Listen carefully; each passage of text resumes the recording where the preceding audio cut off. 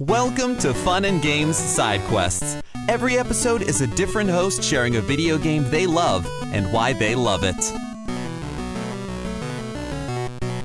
What's up, gamers? My name is Chris Diggins. I'm a writer and critic, as well as co-host of the podcast Mostly Nitpicking, a weekly dissection of a piece of pop culture.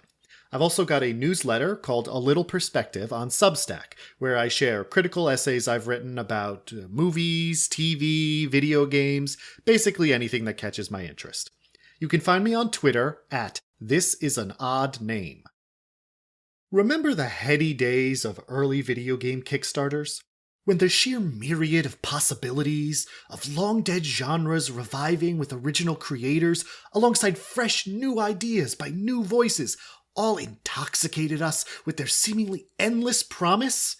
The days before those games actually came out and proved to be much more disappointing than we all hoped? I'm being a little harsh. Plenty of games that came out of this early boom have become beloved classics. Undertale, Night in the Woods, and Kentucky Route Zero are some I adore, just off the top of my head. But I didn't back those games. Instead, I was lured in by the siren songs of games like Mighty No. 9, Yooka-Laylee, and We Happy Few. Yeah, those didn't turn out so hot for me. But there was another game that stirred my imagination during this time. It didn't have heavyweight game industry veterans behind it, like some of those Kickstarter games. All it had was a charming art style, a great trailer, and a genre I dearly loved: Metroidvania. Honestly, I'm not sure exactly what it was about their pitch that made me so excited, but I backed the campaign as much as I financially could. And unlike those others, it paid off more than I could have ever hoped. I refer, of course, to Bloodstained: Ritual of the Night. I'm kidding, obviously. You can read podcast titles. I'm talking about Hollow Knight. Hollow Knight is a game by the small Australian studio Team Cherry, where you play as a cute little bug exploring a ruined underground civilization of other cute bugs called Hallownest. It is very much in the classic Metroidvania mold.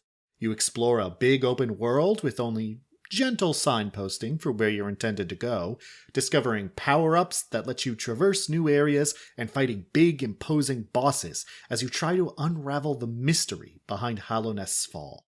One of the many things that sets Hollow Knight apart from other games in the genre, though, is how much care has been put into making every single one of the basic actions in the game feel as satisfying as possible. Hitting an enemy with the little nail the knight wields has a real weight to it. A meaty or metallic sound plays, depending on the foe, and both you and the enemy are knocked back slightly.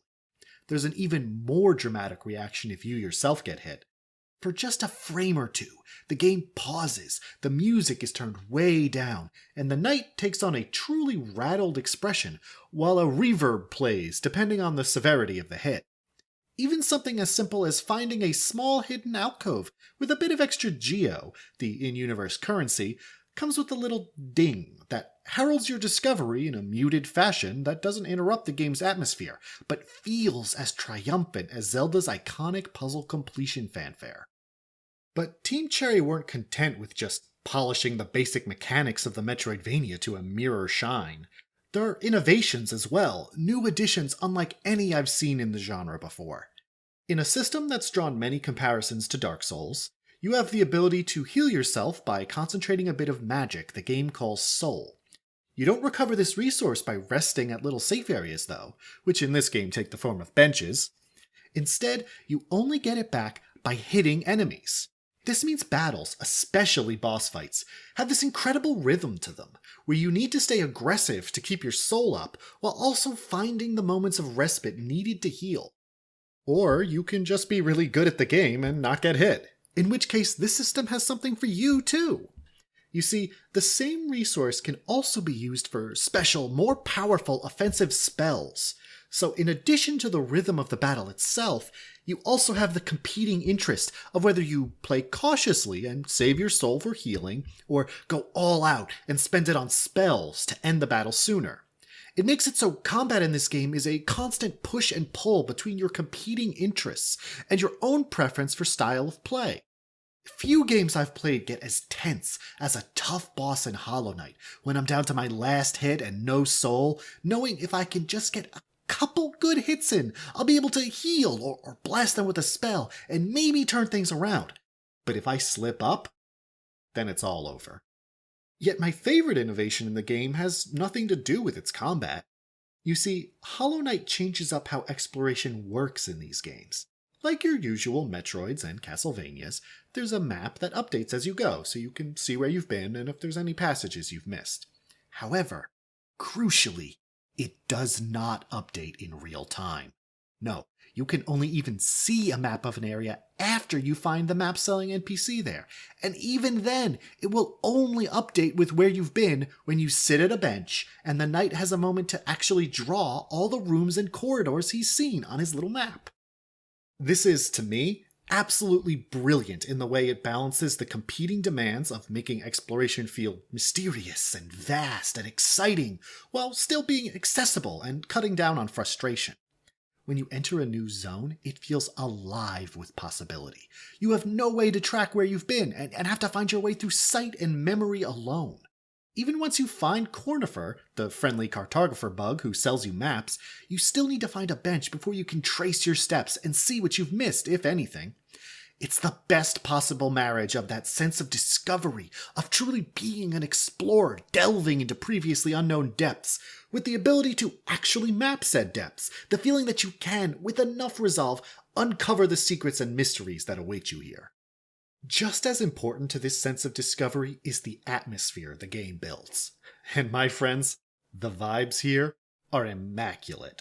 Each area has its own unique flair that sets it apart from everywhere else and makes each new discovery feel new and exciting. Whether it's traversing through the verdant and wild flora of Greenpath, climbing ever upwards through Crystal Peak lit by the dim purple glow of its many crystals, or wandering through the haunting streets of the City of Tears as it slowly drowns in the perpetual rain leaking from the underground lake above it. Everywhere in this game has a style all its own that still feels cohesive with the larger world. And it's all rendered in a lush, gorgeous hand-drawn art style that never stops being a wonder to behold. Not to mention the incredible soundtrack composed by Christopher Larkin. All of these elements build on and reinforce each other, creating a sublime feeling of melancholy that suffuses the entire game and leaves you with this pervasive sense of awe. And the game's writing! I almost hesitate to talk about it because discovering the game's secrets and unraveling its mysteries is so incredible that I don't want to spoil it for anyone. But the game is so skilled at leaving just enough tantalizing clues strewn about its environment to spark the imagination, to make you feel like you're just on the edge of understanding what happened. Each NPC bug you meet has their own personality, even as all of them are, in some way or another, sucked into the vortex of Hallownest, and the all-consuming drive to discover that it inspires in those who plumb its depths. It's not a game of single tone, either. There are moments of hope, beauty, terror, joy, even comedy that balance out the melancholy and contribute to a world that feels fleshed out and real. But that melancholy always returns as each new discovery helps you understand the tragedy of what happened to the bugs of Hallownest. There's a real sense of sadness as you explore these ruins.